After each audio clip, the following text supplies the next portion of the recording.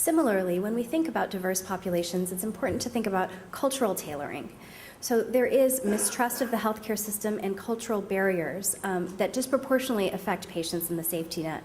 These include privacy and security concerns, and this can lead to lack of engagement with health information technology tools. Some strategies are user-centered design, so involve diverse patients in iterative testing cycles of new technologies, and even participatory design, so involving the target population at the conception stage of developing a technological tool. And frankly, a lot more innovation could potentially happen in the underserved than is happening today in the commercial markets.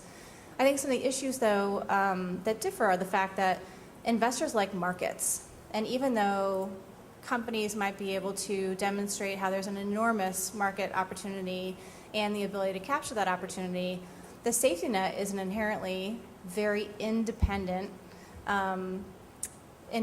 functioning market. And then on the back end, what is scale and impact for us? When we look at a solution, we're looking at the potential for $25 million in savings across the state of California, or increasing access for 100,000 Californians who normally don't get access to care without this technology.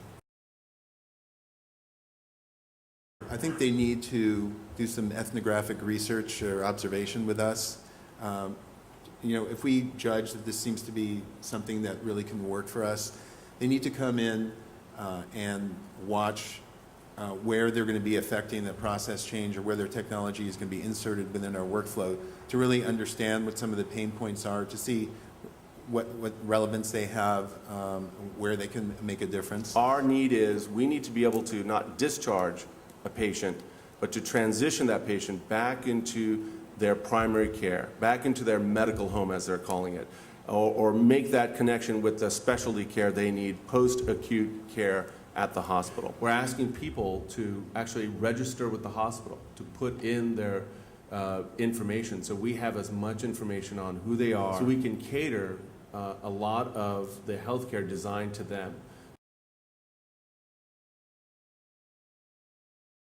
The underserved market has become a major customer segment for us. We're finding we can be profitable and sustainable in that market. So suddenly now we've not only been able to develop a model in a segment that people typically ignore and don't realize is a customer segment that has a lot of opportunity, but it's also been a springboard for us in getting into other markets. How many of you are entrepreneurs? Raise your hand if you're entrepreneurs.